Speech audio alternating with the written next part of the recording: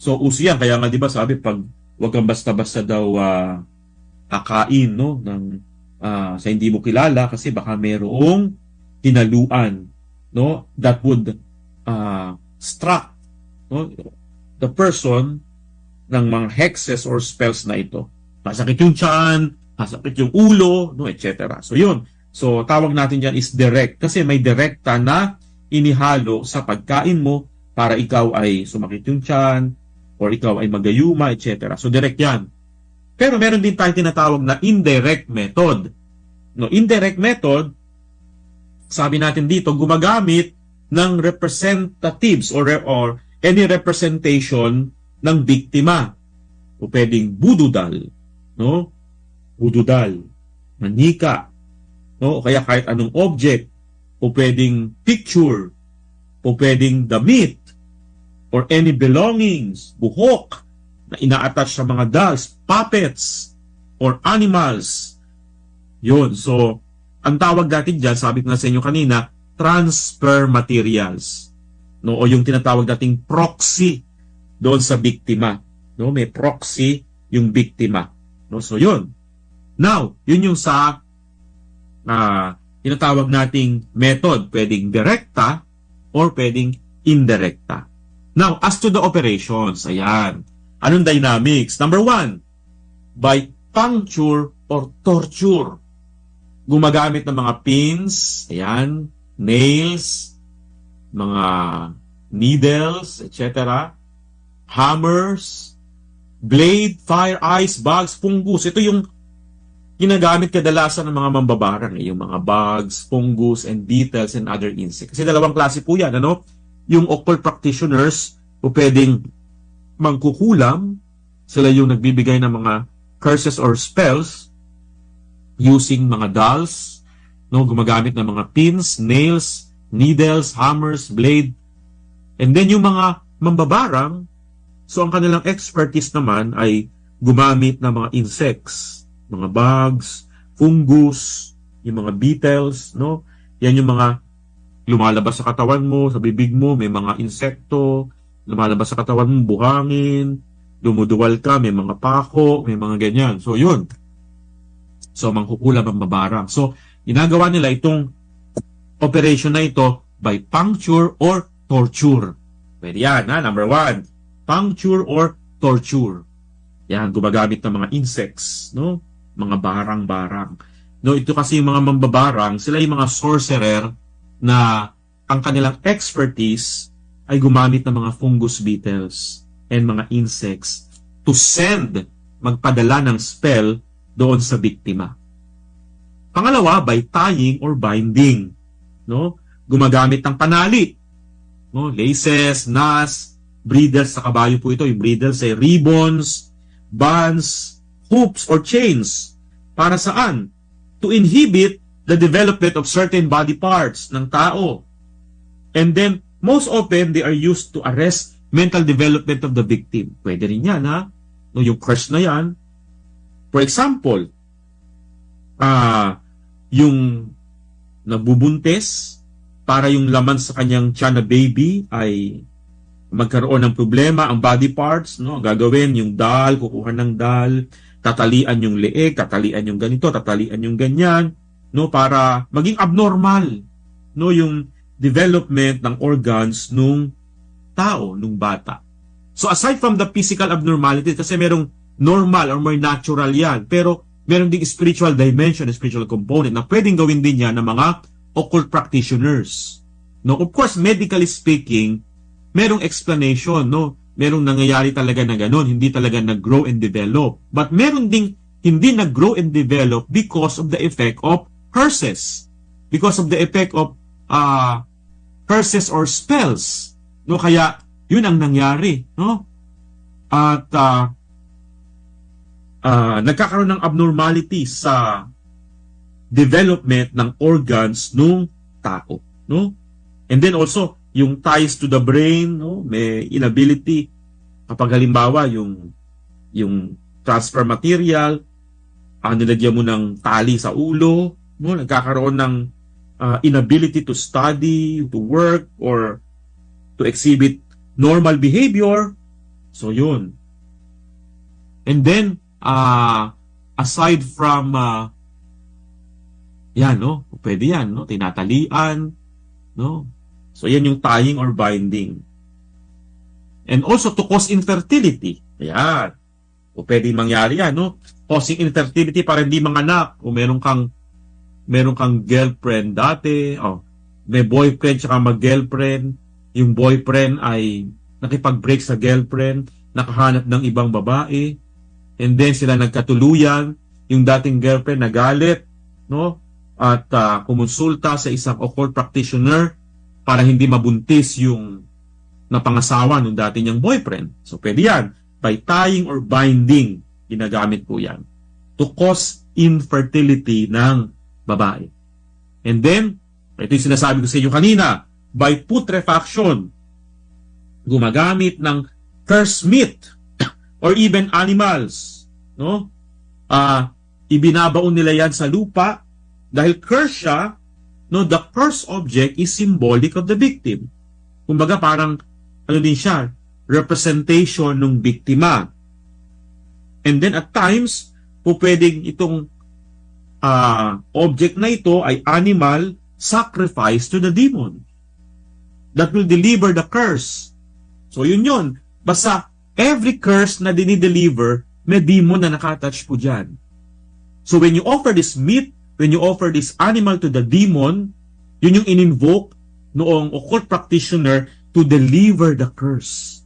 Kaya anong ginagawa? Ibinabaon yan, no? And then, as I said, habang unti-unting naaagnas, no, itong nabubulok, itong meat na ito, animal na ito, ganun din unti-unting nabubulok yung internal organ ng tao or any part ng body ng tao. So, it's what we call putrefaction, no? So, curse yan. It's a form of a curse. And then, meron din tayo tinatawag na malediction. Sumpa. No, yung sumpa na ito, malediction. This is wishing ill directly upon the person. No, or isinusumpa ko. May mga ganyan nanunumpa. And then kapag ang sumpa, no, are spoken with anger, with hatred, with intense desire to harm others, especially ito po mga kapanalig, especially kapag merong blood relationship between one who cast the curse and the person being cursed, ang outcome will be terrible. Kapag ang magulang ang sumumpa sa kanilang anak. Why? Bakit daw powerful? Because of the authority and bonds yung tie ng parents and children.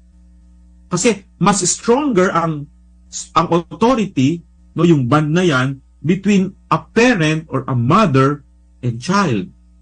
Kaya kapag ang nanay or tatay ang sumumpa sa anak, conjuring demons or devil, matindi ang nagiging epekto sa mga anak. No, kapag ang magulang ang nanumpa sa anak, no, invoking the help of evil spirit, grabe, terrible ang naging epekto sa anak because of that blood relationship. Lalong-lalo na dahil ang magulang, meron silang authority, meron silang bond, meron silang tie to their children. Very strong yan. Stronger yan than to any other person.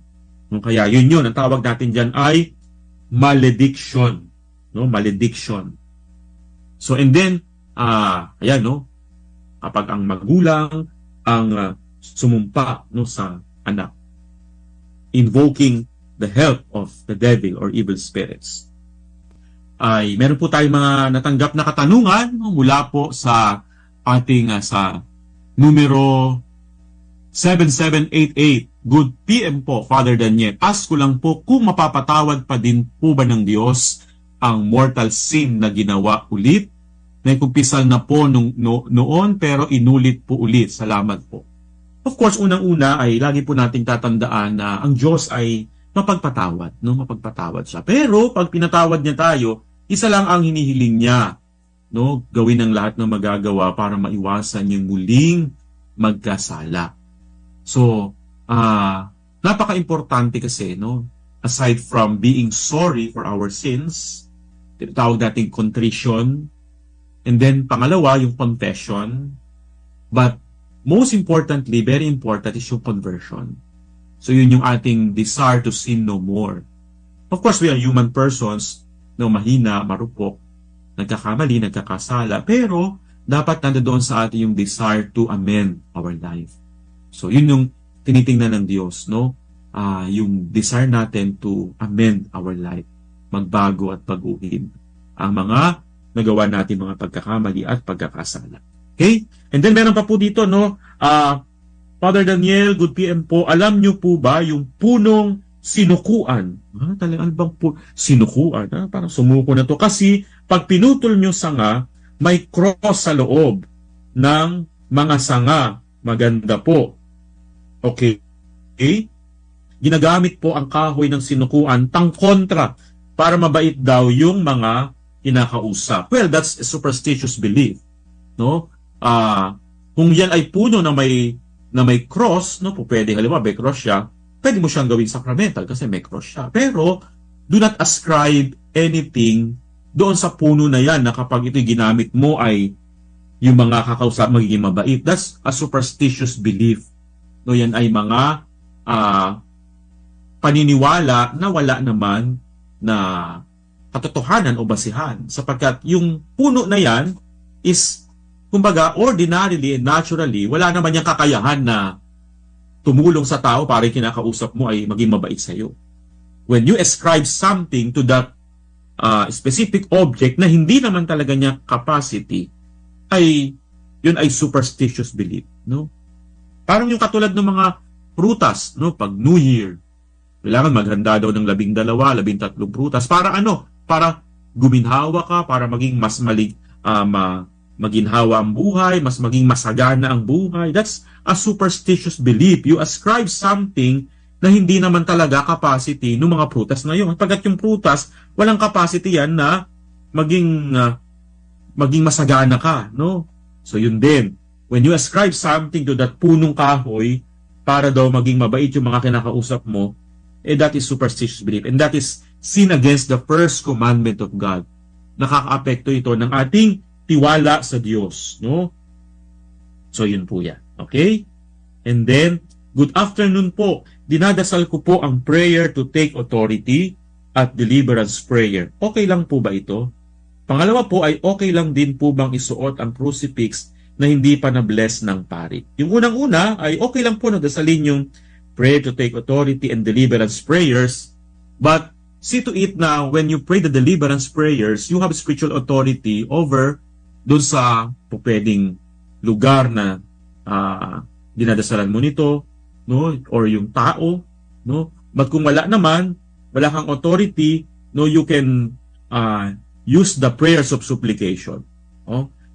So yun po yun. And then, kung okay ba yung crucifix na sinusuot na hindi pa nabibless, it is advisable when you use sacramentals. When you say sacramentals, yung mga rosaries, crucifix, yung mga santo, mga ganyan, when you use them as a object of devotion, kailangan is ipapabless muna natin bago natin gagamitin, no? Bago natin gagamitin. Yun po yun. Kasi, especially nasa spiritual warfare tayo, no? Kung sinusuot mo yan, lalo na kapag may kaaway na demonyo, nagsusuot ka naman, gumagamit ka ng hindi nabibless, pagtatawanan ka lang yun. So, kaya kailangan, see to it na whatever you use as an object or token of devotion, kailangan ay nabibless. Para din yan sa bahay, di ba? Minsan may mga Katoliko na gumagamit ng insenso sa kanilang bahay, bibili ng insenso sa palengke o kaya sa mga religious bookstore o religious store. Pag uwi sa bahay, magpapabaga ng uling, tapos mag-iinsa-insenso sa bahay nila. Ang tanong, nablessan po ba yung insenso na ginamit ninyo? Ay, hindi po, Father. Basta binili ko lang po ito. Hindi lalayas ang demonyo dyan. Pagtatawanan ka ng demonyo kasi gumagamit ka ng mga bagay-bagay sa spiritual warfare na hindi naman na-bless. No? Kaya kailangan ay ipapabless. Hindi demonyo ang lalayas kung hindi lamok. No? Kung hindi lamok. lamok ang aalis dyan. No? So, yun. And then, Father Daniel, paano po nagkakaroon ng authority over the places, things, or person para po magkabisa ang prayer? Of course, number one, pag sinabi natin spiritual authority, number one, halimbawa sa person, kapag ang magulang sa anak, no, ang mga parents, you have spiritual authority over your children. Kaya you can pray over your children. Kasi kayo ang magulang, kayong pinagkatiwalaan ng Diyos na tumayong magulang sa inyong mga anak. So you have spiritual authority. So ganun din po ang parish priest, may spiritual authority ang parish priest sa kanyang mga parishioners. And then kung ikaw ay leader ng isang organization, ng isang samahan, no? Because you are the leader, you have authority over your members. If you are a teacher, you also have authority over your students. So you can pray over them kasi you are the second parents, no? In loco parentis, no, ng mga bata. So yun, sa tao ganun, kapag ikaw ay pinagkatiwalaan ng obligasyon ng mga laga sa mga tao na yan, you have spiritual authority. And then sa things, sa mga bagay-bagay, sa mga bagay-bagay na pag-aari mo, you have authority over them because yun ay property mo. Sa lugar, sa bahay mo, since ikaw ang may-ari nung bahay mo, so you have spiritual authority over the place. Kung ikaw ay basta ang may-ari ka ng lugar na ito or ikaw ang head sa lugar na yan, so you have spiritual authority over them. Pero kung hindi naman ikaw ang may-ari nun, halimbawa, bahay ng kaibigan mo, bahay ng kakilala mo, o bahay ng kung sino-sino, you do not have any spiritual authority over that place. So therefore, dalawang klase ng prayers ang pwedeng gamitin. So number one, meron tayong tinatawag na imperative, yung prayer of command, in terms of sa deliverance prayers, kasi meron tayong command prayer, no? Meron tayo ibig sabihin niyan, directly you command the Spirit, no, in the name of Jesus, because you have spiritual authority. But if you do not have spiritual authority, what prayer could you use? You can use prayers of supplication. So ano po yung pagkakaiba nun? Yung prayers ng command prayer or imperative prayer, tsaka yung prayers of supplication. So ang imperative prayer, you directly command the Spirit, in the name of Jesus Christ, I command you, no, get out from this place, no? Yun, directly kinocommand mo yung Spirit in the name of Jesus. Because you have spiritual authority. But if you do not have spiritual authority, you can use prayers of supplication. That means, you directly call God, no, in prayer, so that God will deal with that spirit. For example, Dear Lord Jesus Christ, we ask you to liberate this place from any kind of demonic bondage from the Lord Jesus Christ. No, you ask the Lord Jesus Christ, not directly commanding the Spirit, kasi wala kang spiritual authority. Whereas kapag meron kang spiritual authority, you can command the Spirit. No, in the name of Jesus, I command you. Pero kapag wala, you ask the Lord Jesus Christ to do the expulsion of the Spirit. So, yun po yun. Okay? So, yan. And then, pahabol po, kung ang isang Katoliko ay gustong magpa-deliverance prayer sa isang exorcist priest, ano po ba ang procedure? Well, usually, pwede naman any priest, no, could do the deliverance prayers. No? Kasi yung deliverance prayers, considered siya as minor exorcism. Ang pagkakaiba lamang po ng parish priest at exorcist priest, the exorcist can use the Roman ritual, the rite of exorcism, especially for the possessed. But any parish priest could do the deliverance prayers, no?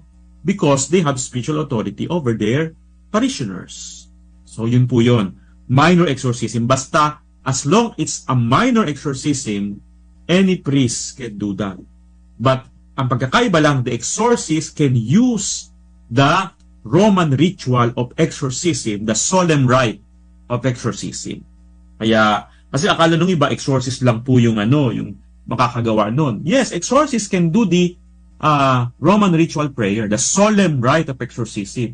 But the minor exorcism, any priest can do that, no? Using the standard prayer of deliverance, no? Kaya yung mga nagpapabless po dyan ng bahay, you can also ask your parish priest to bless your house, especially kapag may mga manifestations, but using the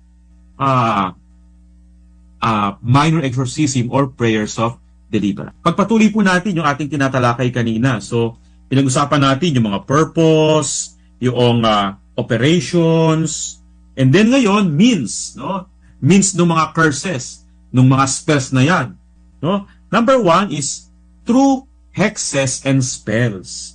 Pag sinabi nating means, ito yung nagiging vehicle to send curse, no?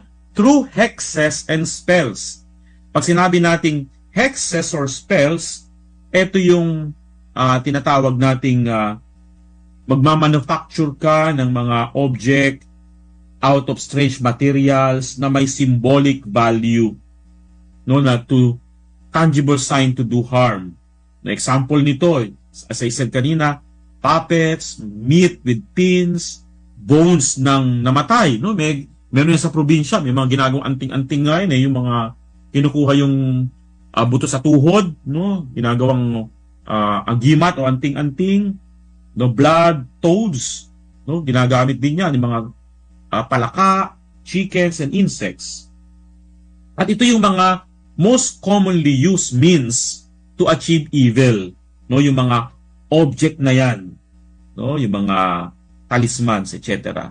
And then with evil eye, no? With evil eye, yan yung mga sample ng mga hexes or spells through objects. Yan yung nagiging vehicle, no, para ipadala yung mga curses and spells and hexes. Pangalawa, may evil eye tayong tinatawag, no? Yung evil eye ay example nito ay usog, no, yung mga balis-balis sa Philippine setting. So evil eye sa pamamagitan ng pagtingin, sa pamamagitan ng paghawak, pagtapik. Yan ha. So yung curses na ipapadala through evil eye, tingin, titig, tapik. Yung iba, may tinatawag na mga palipad hangin, yung mga ganyan, no, yung causing headache. So, yun, no? Ang tawag natin is evil eye. Mamaya, pag-usapan natin yan. Or pwede rin, ayan, tingin.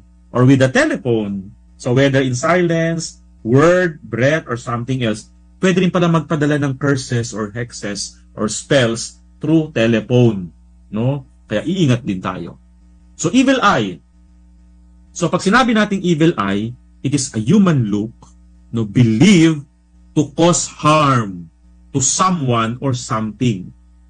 Yung balis or yung usog na tinatawag yan sa Pilipinas, meron tayong phenomenon yan, no? Usog or balis na kapag tingin lang, nakatuwaan, no, nagkakaroon ng sakit, no? O kaya na usog yung no, napagkatuwaan yung puno, o hindi na namunga, namatay, o pwede yan, no? So yun ang tawag doon is balis or usog. No, for example, yung buntis naglilihi, ang sinasabi, no, meron din gutom, etc. And then the effect of this ay yung taong nausog o nabalis ay sumakit yung tiyan, sumakit yung ulo, nawala yung appetite. So, sa Pilipinas, ang ginagawa natin dyan, kadalasan, ay nilalawayan. May mga ganun-ganun, nilalaway-lawayan, ano? So, yan, no? So, evil eye is a human look believed to cause harm to someone or something. The harm may have come in the form of anything from a minor misfortune to disease, injury, or even death. No, symptoms of illness caused by the evil eye include loss of appetite, excessive yawning, hiccups, vomiting, and fever, yung mga balis-balis. Sa Philippine setting po, ang tawag natin dyan ay usog. Ayan, usog or balis. No? Ayan, napagkatuwaan yung bata sumakit ang tiyan, sumakit yung ulo, nag-iyak-iyak kasi nabalis siya, usog siya. Kaya kadalasan pera usog, nilalagay yung laway sa daliri para tawag dito, gumaling sa kanilang mga usog-usog. So meron tayong ganyan na nangyayari, no? Kaya nagsuot ng mga ganito, no? Mga bata, no, yung mga ganyan, pag may mga binibinyagan, no, may suot-suot na ganyan, etc. Ito po ay mga tinatawag na occult object po ito. So we discourage the use of this. Pag binuksan niyan, kung ano-ano mga nandiyan dyan, mga dyaryo, may mga buto-buto, may mga kung ano tawas, etc. Lalo na yung mga bata, yung amulet na ito, pera usog na ito. No? You know, to counteract the effect of the evil eye and usog no, in a person, ay usually ay kailangan ng prayers, no, deliverance prayers, and also yung use of mga sacramentals. So instead of using yung mga red na object na yung sinusuot ng mga bata, use Saint Benedict's medal instead. No, because the Saint Benedict's medal is a medal with exorcism prayer. Alam po niyo yung Saint Benedict's medal, no, yung may mga letter, may cross, tapos may image sa Saint Benedict, may mga letters. Yun po ay exorcism prayer. So, kung meron kayong Saint Benedict's medal, see to it na napablesan siya using the prayer of exorcism and prayer of blessing sa medal ni Saint Benedict. Hindi lang basta-basta yan babas-basa ng pari na kung ano-anong words ang ginagamit, sapagkat meron talagang specific exorcism prayer and prayer of blessing para sa medal ni Saint Benedict. Kaya yun yung isa sa mga ginagamit nating sacramental. Hindi po ito agimat, ha? Hindi po ito pangontra, hindi po ito anting-anting, kundi ito'y sacramental na kung saan ito ay instrumento for us to receive, no? To prepare ourselves to receive God's graces. So, yun. And then, how do we protect ourselves from curses? Ito na. So, how to protect ourselves from those curses. Yung binanggit ko kanina, lahat ng yan, no? How to protect ourselves. Number 1, protection on the level of our soul. Ano daw yan? In this case, kailangan natin to be in the state of grace. No? Kasi kapag ang tao ay nasa state of sin, madaling kapitan. Kasi sa spiritual warfare, negative attracts negative. Kapag ang tao maraming negative, pag sinabing negative, kasalanan, na hindi na ikukumpisal, mga galit, pinanakit, sama ng loob, yung mga heart's baggages, kapag maraming laman ang puso ng tao na ganyan, so ibig sabihin, maaari siyang lapitan. Kaya we need to have that protection on the level of our soul. Kaya napaka-importante, we are living in the state of grace, not in the state of sin. Kapag tayo nagkakasala, so ibig sabihin, tayo ay nasa state of sin. That is why we need to be restored to be in the state of grace sa pamamagitan ng sakramento ng kumpisal. No, napaka-importante po mga kapanalig ang sakramento ng kumpisal. No, because confession is more powerful than exorcism. Tandaan po niya na confession is more powerful than exorcism. Kung sa exorcism binubugaw niya yung demonyo, sa confession tinatanggal niya yung kinakapitan ng demonyo. Kung wala nakakapitan ng demonyo, hindi siya makakakapit sa tao. Kung exorcism lang, bubugawin lang niya ang demonyo, pero kung nandiyan pa rin sa iyo kinakapitan niya, babalik at babalik lang sila. Para daw yan na halimbawa sa isang lamesa, merong maruming bagay. Kapag merong maruming bagay at nangangamoy, ano nangyayari? Dadapo sa kanya ang langaw. O ikaw naman, ang gagawin mo, bubugawin mo yung langaw. O umalis yung langaw. Pagkaalis ng langaw, makalipas ang ilang sandali, babalik ulit siya. Bubugawin mo ulit. Aalis siya. And then babalik ulit. Bubugawin mo ulit. Parang ganito yan, ano?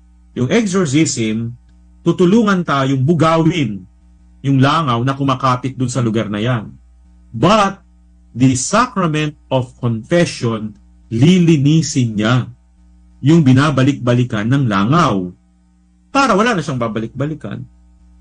Kaya magkatuwang yung dalawang yan, confession and exorcism. But confession is more powerful than exorcism. Kaya ang confession, isang pamamaraan to protect ourselves on the level of the soul. Yan po yan mga kapanalig, protection on the level of the soul.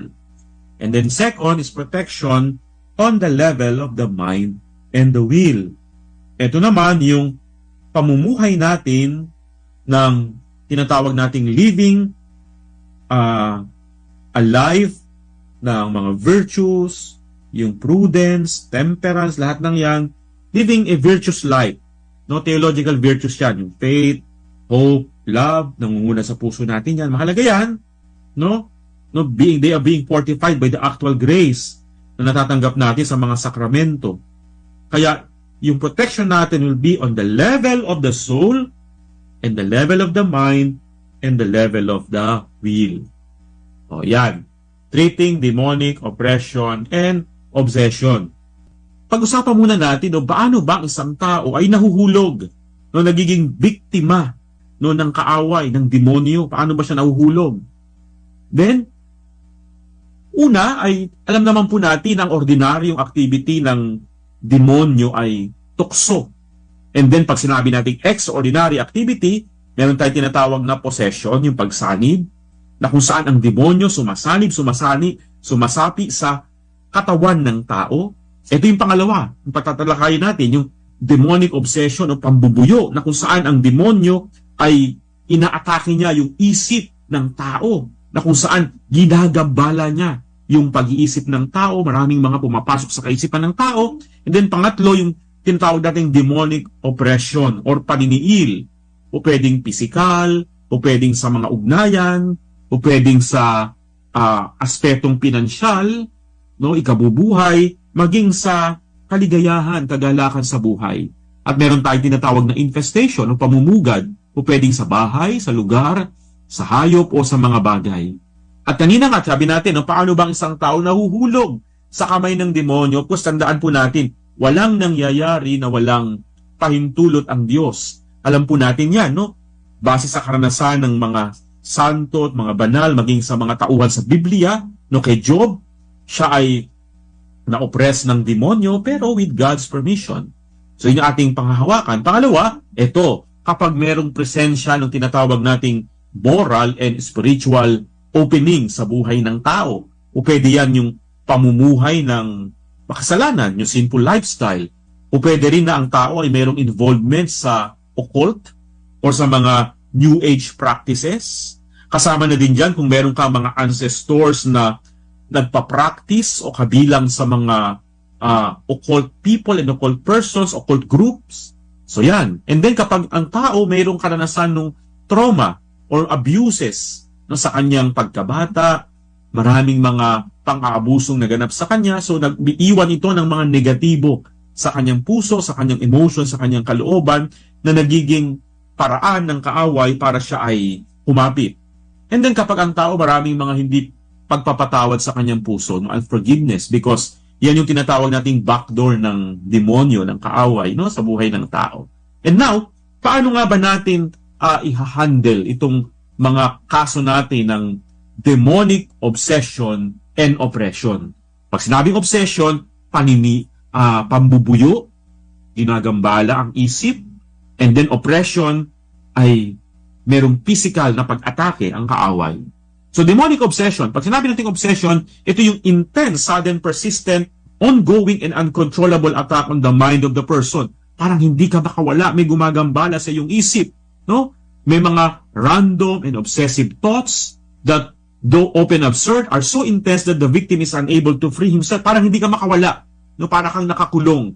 No? May mga taong ganyan, parang kinukulong yung kanilang isip ng demonyo, no, hostage, no, to the devil, ang tawag natin dyan. May mga visual and auditory hallucinations, may nakikita, may nadidinig, nararanasan niya na hindi naman nakikita at hindi naman nadidinig ng iba. At according to Father Francesco Bamonte, siya po isang exorcist ng Diocese of Rome, no, sabi niya, characteristics niyang obsession is thoughts and impulses that urge people to harm others, manakit, no, yung kaisipan na manakit ng kapwa. O kaya, make people think that only a pact with Satan can get them out of their troubles or bring them success. Yung pagkakaroon ng ugnayan, pagkakaroon ng tinatawag nating kasunduan no, sa kaaway ay magbibigay sa kanila ng tagumpay sa kanilang buhay, kayamanan, at makapagpapalaya sa kanila sa anumang kanilang dinadanas sa buhay. Yun, they are thinking of that. And then, thoughts to profane the Eucharist. May mga taong ganyan, no? Yung pambabastos sa Eucharistia. And then, ito rin, no, bahagi ng demonic obsession, ginulo ng demonyo ang isip ng tao, and in the end, nag-commit ng suicide, nagpakamatay. Kasi parang may bumubulong, no? Magpakamatay ka, kitilin mo yung buhay. So, gawa yan ng kaaway. And then also, ay ginagambala din ang pagtulog ng tao. May mga panaginip, may mga bangungot na nagiging dahilan bakit hindi nagkakaroon ng maayos na tulog ang tao, nagbibigay ng takot, nagbibigay ng pangamba sa kanyang buhay. No? So yan, no? Parang may dumadagan. So bahagi din yan. Or included here is the compulsive nature of habitual sin. Ibig sabihin po niyan, meron kang kasalanan na gusto mo nang iwanan, gusto mo nang iwasan, pero ang hirap mong bitiwan.